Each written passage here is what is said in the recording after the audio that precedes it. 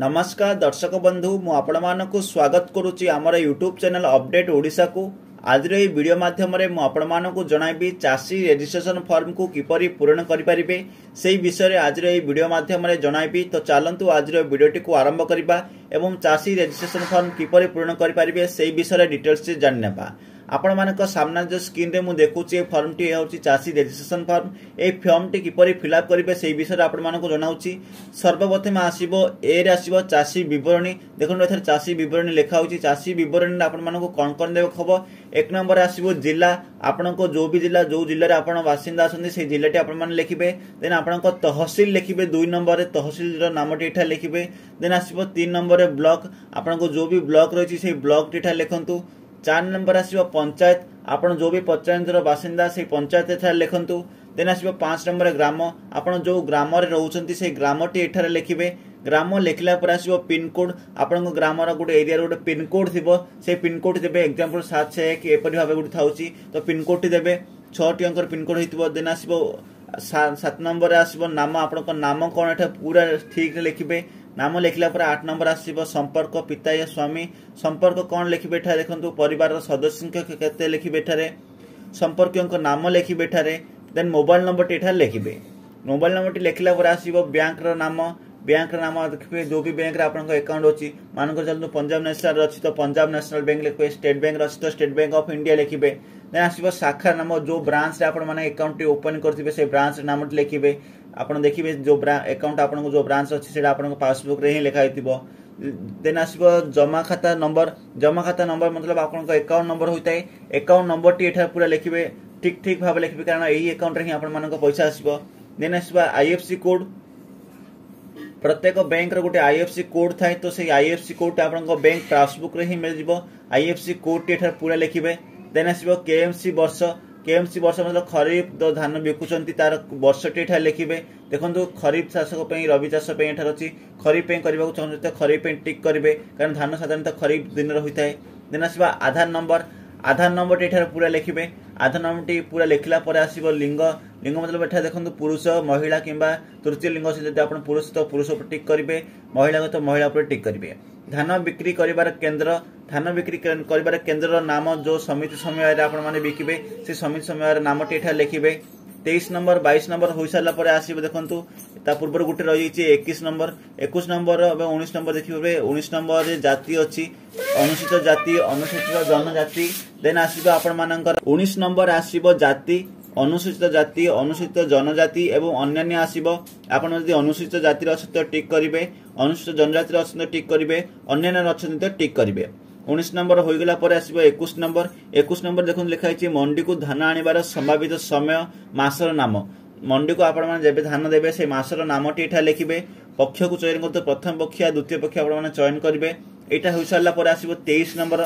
23 number देखंतु electric या consumer number. Electric consumer number लिखि पारिबे, या बोरवेल जदि अछि बोरवेल नंबर एठा लिखि पारिबे 23A 23B रे।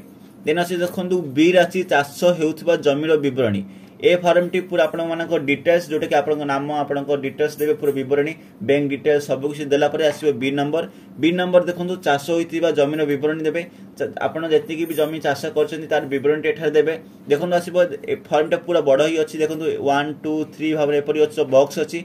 प्रत्येक बॉक्स रे गुटे गुटे लिखिबे। सर्वप्रथम आसीबो तहसील। आपण 1 नंबर क्रमांक रे देखंतु तहसील लिखिबे। जो भी तहसील अछि रेवेन्यू सर्कल लिखिबे। रेवेन्यू सर्कल लिखला पर ग्राम या मौजा लिखिबे। आपण जमीटी को मौजा अछि। देन जमीटी रो खाता नंबर लिखिबे। खाता नंबर लिखला पर आसीबो प्लॉट नंबर। खाता नंबर सर्वप्रथम लिखि देबे। सेही खाता नंबर रे केतोटी प्लॉट अछि एठा गोटे गोटे कर लिखि पारिबे। देखंतु एठा देखंतु 4टी बॉक्स देइछि। 4टी बॉक्स लिखि पारिबे। देन सेम रे होति त देन एठा पुनर्बार आसर द्वितीय नंबर रे भी लिखि पारिबे। किंतु जोटा एठी लिखि देबे सेटा पुनर्बार एठी लिखिबे नै। जदि अधिक प्लॉट अछि, गोटे खाता नंबर रे 4टी प्लॉट रो अधिक अछि तो सेगुडी को एठा लिखि पारिबे। देन आसला जमी मालिकन को नाम। जो जमी मालिकन को नाम मतलब जो आपण को प्लॉट नंबर देबे, से प्लॉट नंबर टी कहा नाम रे अछि सेटा होछि जमी मालिकन को नाम देबे। जमी मालिकन को सह चाषी को संपर्क कोन। देखंतु एठा अछि स्वामी, स्त्री, पुओ, भागचाषी इत्यादि। यदि आपण भागचाषी होचंते भागचाषी लिखिबे, स्वामी होचंते तो स्वामी लिखिबे, स्त्री होचंते स्त्री लिखिबे, पुओ होचंते तो पुओ लिखिबे। एई भागरे लिखिबे। देन आसी भागचाषी होइतिले सहमति पत्र आनिछंती कि नाही। यदि आपण भागचाषी होइचंती ताहाले सहमति पत्र आनिछंती कि नाही। यदि आनिछंती ताहाले हां लिखिबे, यदि आनि नांती ताहाले ना लिखिबे।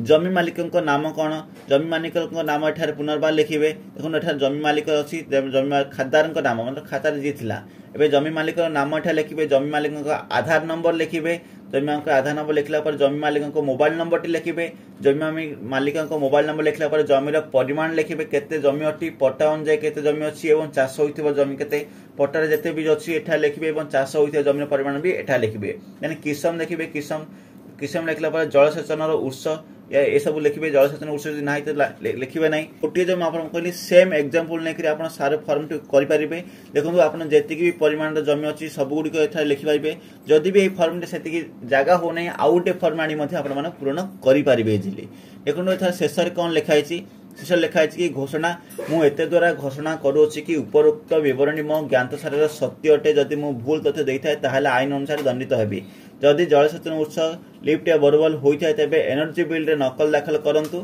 जमी मालिक चाषी संपर्क स्थापना जरूरी कागज पत्र मध्ये आपण माने दे परबे आधार कार्ड को पंजीकरण फॉर्म भाबे संलग्न करि परिबे बोली एठारे कोआ जायछि देन चाषी टिप चिन्ह या स्वाक्षर एठारे देबे देला परे फॉर्म टी आपण माने समिति समय रे जमा करि परिबे ए प्रोसेस थिला आपण माने करिवार देखंतु आ गोटी अछि तो ए सेकंड फॉर्म रे रहिछि बी फॉर्म रे एठारे फार्मर कोड दे परिबे फार्मर कोड देखंतु एठारे फार्मर कोड एठा लिखि परबे जदि जानछंती एवं अतिरिक्त फॉर्म संख्या एठारे मध्ये आपण माने लिखि परबे जेतडी फॉर्म चाहउनदी ए फॉर्म टाणी आपण माने अतिरिक्त फॉर्म भाबे आपण माने अप्लाई करि परबे तो फॉर्म टी किपर भाबे पूर्ण करा जाय सेही विषय आपण माने जानि पारथिबे तो चलंतु आज रे वीडियो टी एट रखिबा जदि वीडियो टी भल लागिथाय वीडियो टी को लाइक करंतु शेयर करंतु एवं ए प्रकार वीडियो देखिया पई बेल आइकन को प्रेस करी ऑल नोटिफिकेशन को क्लिक कर रखंतु ताहाले आगामी वीडियो नोटिफिकेशन टी आपन पाखकु सुनिश्चित मिलि परिबो।